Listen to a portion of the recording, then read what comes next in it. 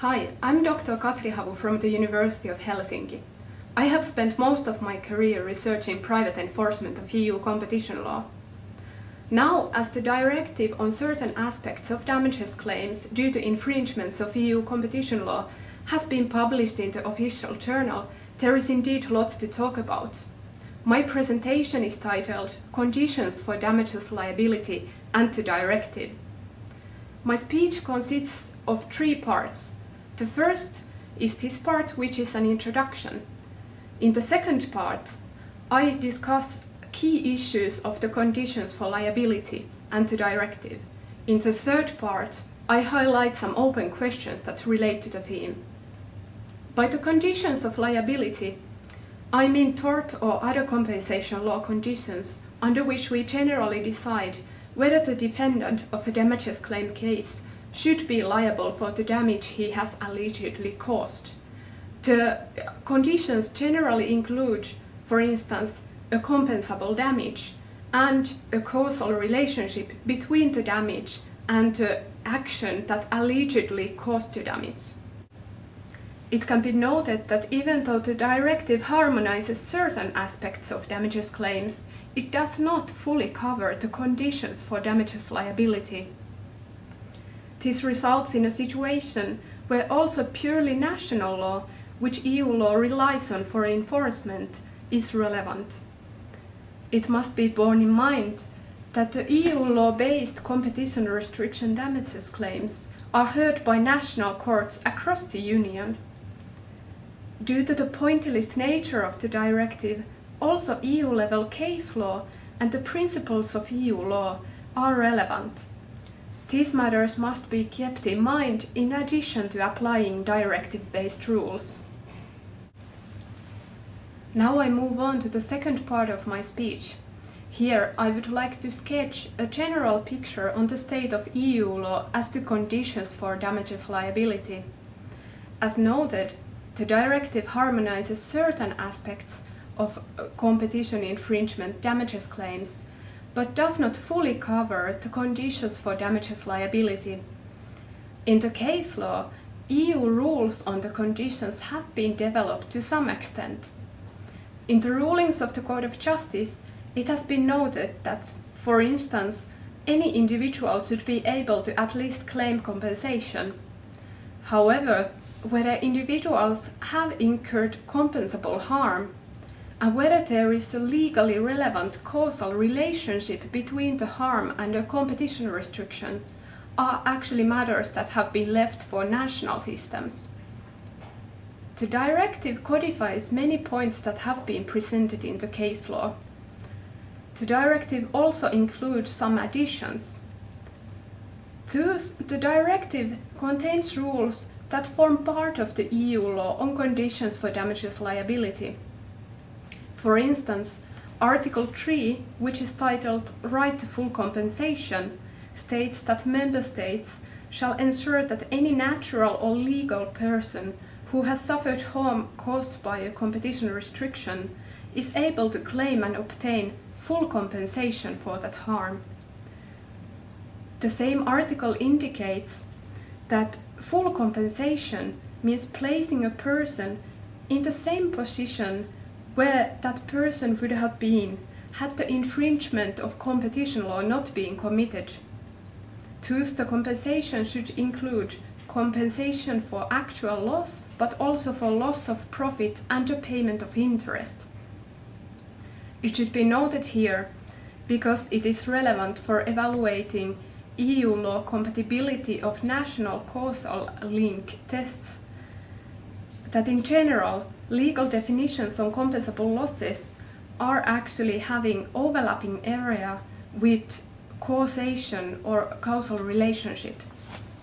Also, for example, articles on the position of possible victims on different levels of contractual chains, direct purchasers, indirect purchasers, and so on, should be noted.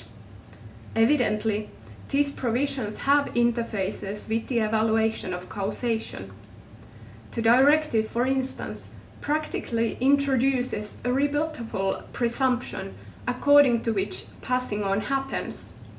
This is applicable when indirect purchasers claim for damages.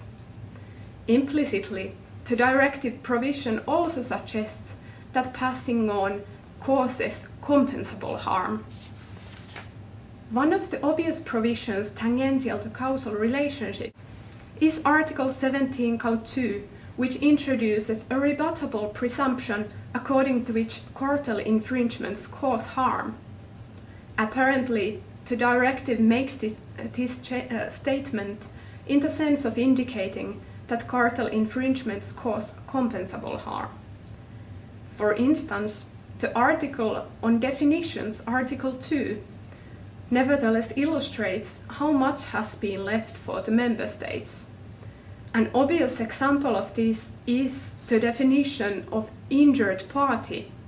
The definition reads, and I quote, "Injured party means a person that has suffered harm caused by an infringement of competition law."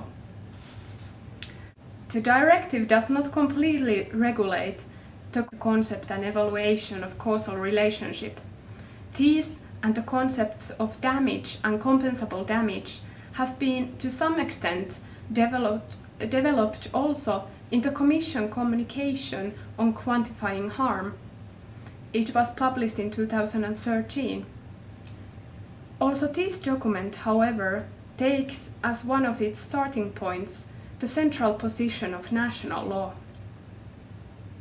The directive remains practically silent on the requirement of fault, which means intention or negligence. It may be noted already here that also other EU law relating to this condition is remarkably obscure. Unlike some authors suggest, it is not self-evident that the sufficiently serious breach condition of member state liability case law would be directly applicable here.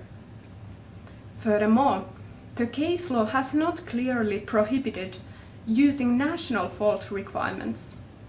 This remark is actually supported by recital 11 of the directive.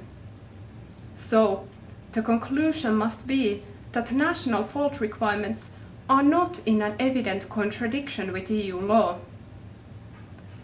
As to the general picture on conditions for damages liability, the applicable law is, after the directive, formed by EU-level case law, the directive and rules implementing it, and purely national law. Now it is time for the third part of my presentation. In this part, I will discuss central open questions that relate to the conditions of liability. The lack of clarity and blind spots pertaining to the substantive EU law are closely related to the relationship of EU law and national law. The general principles of EU law and the principles governing the use of the so-called national procedural autonomy are central when we talk about the limits for national solutions. In addition to excluding encompassing rules on conditions of damages liability, the directive recognizes the fact that the conditions may vary across the Union. In this context, the directive highlights the familiar limits of acceptability for national law. Article 4 of the directive discusses principles of equivalence and effectiveness, then explaining their core meaning. As to the principle of effectiveness, it is, and I quote, "Member states shall ensure that all national rules and procedures relating to the exercise of claims for damages are designed and applied in such a way that they do not render practically impossible or excessively difficult the exercise of the Union right to full compensation." End of quote. One of the most remarkable passages from the point of view of the variation of rules on conditions for damages liability is actually found in recital 11 of the directive. In the recital, it is noted that, and I quote, "Where member states provide other conditions for compensation under national law, such as imputability, adequacy, or culpability, they should be able to maintain such conditions insofar as they comply with case law of the Court of Justice, the principles of effectiveness and equivalence, and this directive." End of quote. These passages signify that the role of the Court of Justice case law and interpreting the principles of EU law are essential.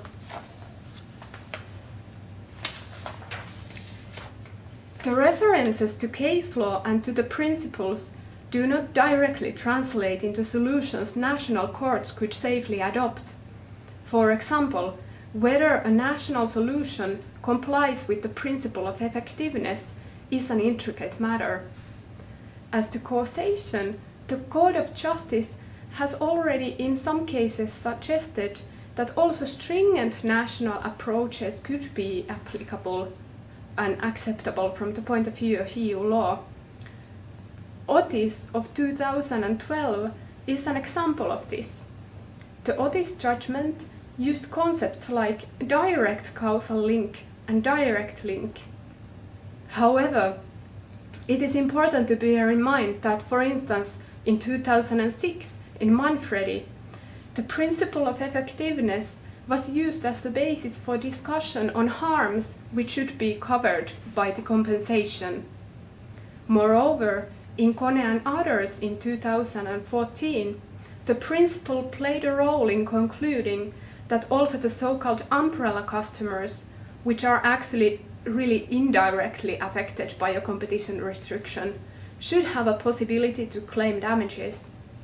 These conclusions may be surprising from the point of view of the basic wording of the principle of effectiveness.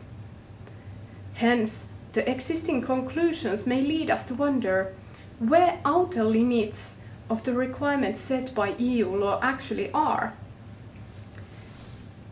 Even in the light of the directive, it is, for instance, unclear what is the detailed relationship between A, full compensation and statements on harms that should be compensated for, and B, the fact that national law-based evaluations of causation or causal relationship actually are still central.